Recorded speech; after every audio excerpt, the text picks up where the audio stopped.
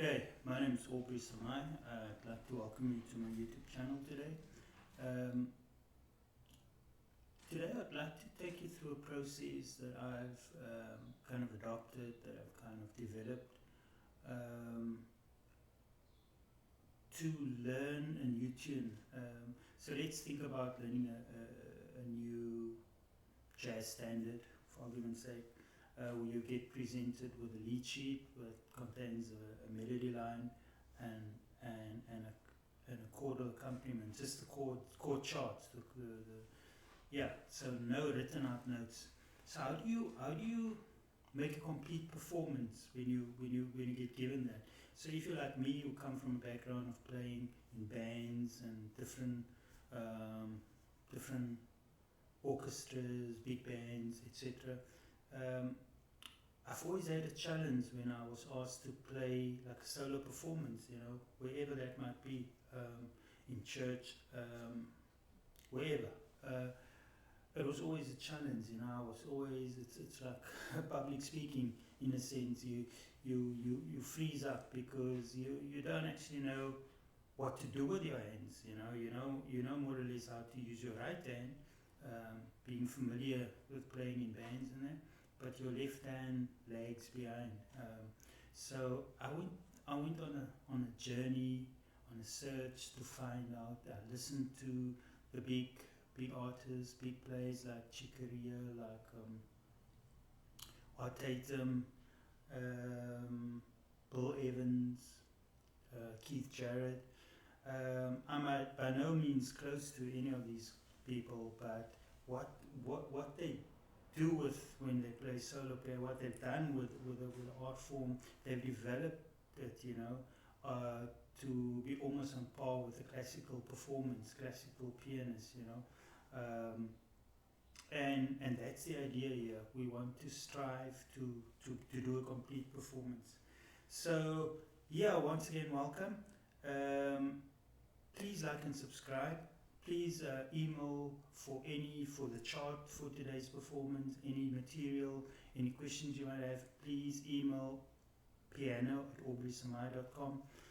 The tune I'll be doing today is a tune called Stella by Starlight by Victor Young, and I'll play it for you, and then I'll kind of reverse engineer what it is I'm doing to get to the end result.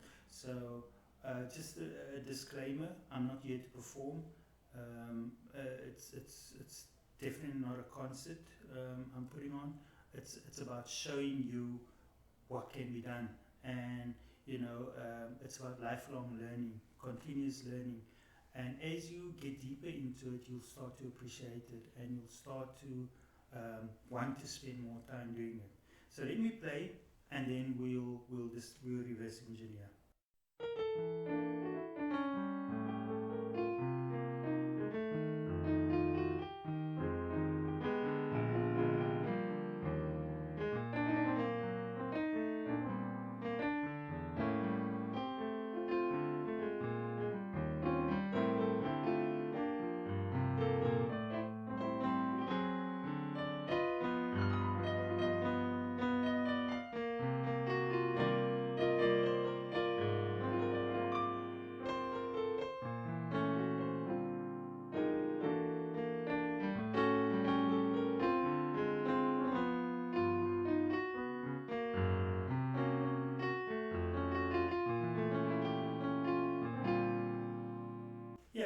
So that was Stella by Starlight. Now let's reverse engineer. What is it we're trying to do? So we're trying to approach the harmony with thinking about moving parts. So instead of playing block chords,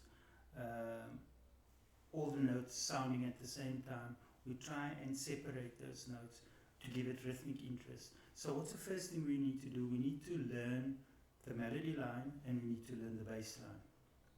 So let's hear what that sounds like together. And the bass line will just be the roots of the chord. We're not doing a two-part invention. We just basically playing to learn the song. That's what we do to learn the tune. Melody line and roots of the bass of the chord.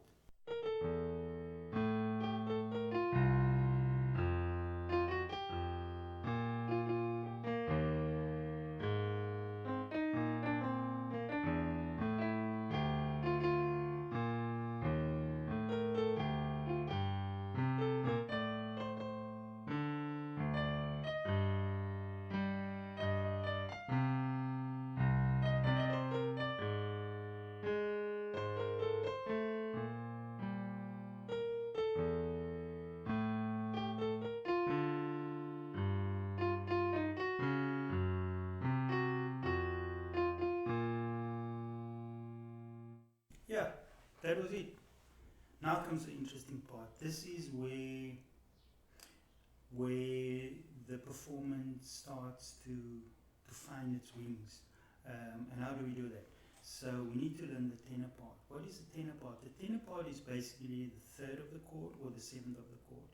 The tenor part in essence is the glue that holds your performance together. It's that first, it creates that inner voice. That inner part that makes your performance rhythmically interesting, and yes, that keeps the listener interested in wanting to hear more. And as you grow in this area and as you get better, you will do more of that, and you will start to get more interesting. So let's listen to now the soprano with the tenor part.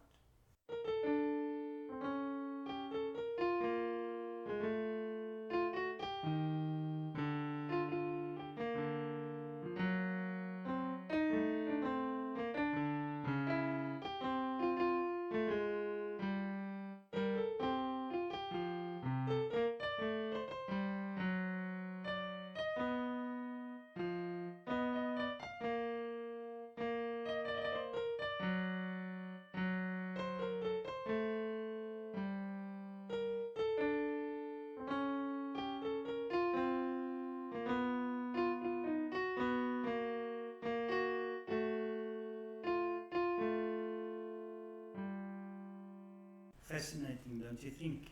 Yeah, so that was the tenor with the melody. Now the plot thickens. Now we're putting three voices together. We're doing the soprano, the tenor, and the bass together. But now, just a disclaimer, just something to keep in mind here. We're not playing the tenor voice and the bass voice. We're not sounding it at the same time.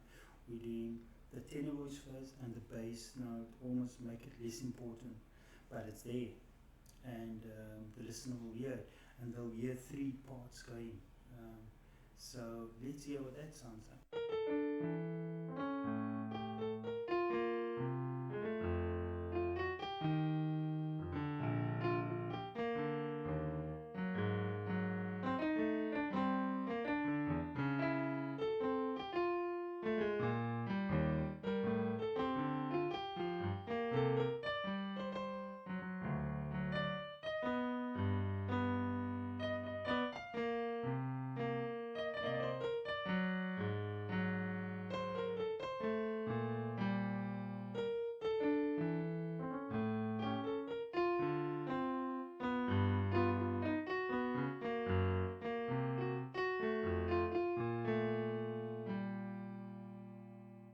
Great, that was the three voices. Now, to complete the picture, we'll add the alt voice to it.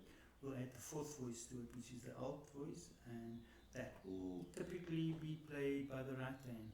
And that will complete the picture of the soprano, alto, tenor, bass voice. Now, let's hear what that sounds like. But thanks once again for watching. Please email, please like and subscribe, and I'll look forward to seeing you the next time when we'll be expanding on this topic.